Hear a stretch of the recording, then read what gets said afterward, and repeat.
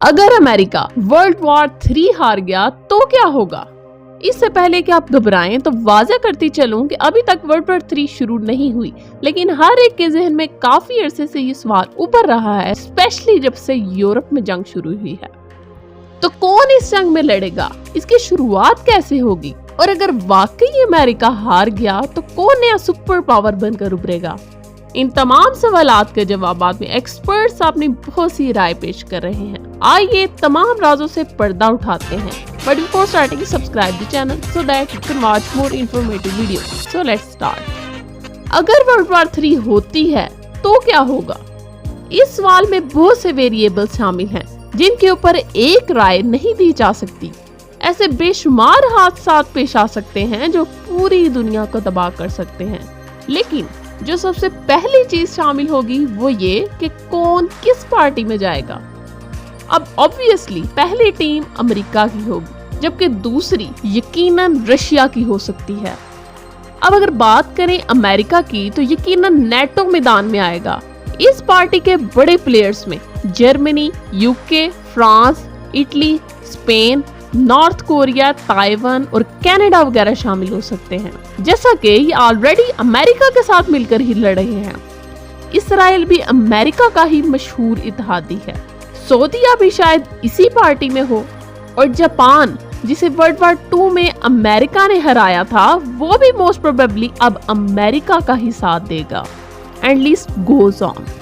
جبکہ مخالف ٹیم کو رشیا لیڈ کرے گا۔ یہ سائڈ پہ یقیناً بہت اسٹرانگ ہوگی اور ان کا سب سے بڑا پلیئر ہوگا none other than China.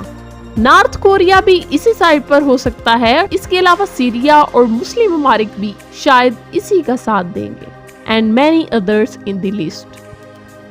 Parties تو بن گئی، لیکن آگے بڑھنے سے پہلے ہمیں یہ امید کرنی چاہیے کہ اس جنگ میں نیوکلیئر ویپنز کا استعمال نہ ہو، جیسا کہ ورلڈ وار 2 کے اختتام کے لیے ہیروشیما اور ناگاساکی پر کیا گیا تھا۔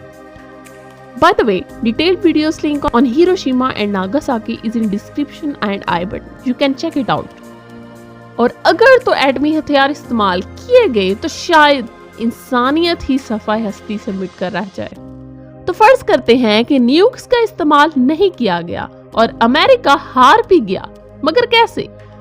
سب سے پہلے رشیا کو ایسا کرنے کے لیے تقریباً سارے یورپ پر قبضہ کرنا ہوگا۔ اس طریقے سے اکانومی کا گلا گھونٹنا پڑے گا یورپ کے ساتھ تجارت کو روک کر، اور امریکہ کو ہتھیار ڈالنے پر مجبور کیا جائے گا، کیونکہ ڈائریکٹلی امریکہ میں جا کر حملہ کرنا اور کامیاب ہونا کافی مشکل ہے۔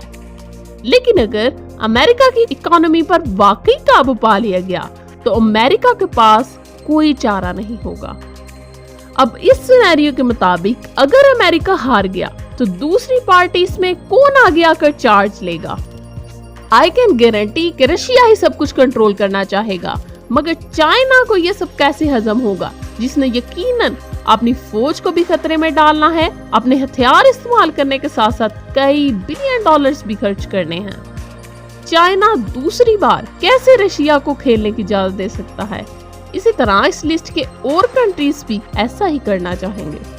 تو یہ کہنا غلط نہیں ہوگا کہ جو پاور ورلڈ وار 3 جیتے گی وہ آٹومیٹیکلی ورلڈ وار 4 میں حصہ لے گی۔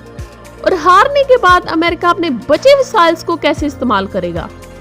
سب سے پہلے امریکہ کو اپنی ملٹری کا بجٹ آدھے سے بھی کم کرنا پڑے گا۔ دوسرے نمبر پر دنیا پر ان کا عالمی اثر و رسوخ بھی بہت کم ہو جائے گا، جیسا کہ معیشت پر گہرا اثر پڑے گا۔ اور تیسرے نمبر پر امریکہ میں کلچر یقینی طور پر بدل جائے گا۔ بہرحال یہ تو ایک نظریہ ہے، آپ کے خیال میں کون کھیلے گا اس جنگ کو اور کون جیتے گا؟ اور سب سے اہم، پاکستان اور انڈیا کس ٹیم کا ساتھ دیں گے؟ Please write in comment section. مجھے امید ہے کہ یہ انفارمیٹیو ویڈیو بھی آپ کو بہت پسند آئی ہوگی، so like, comment and share before leaving. اللہ حافظ، پاکستان زندہ باد۔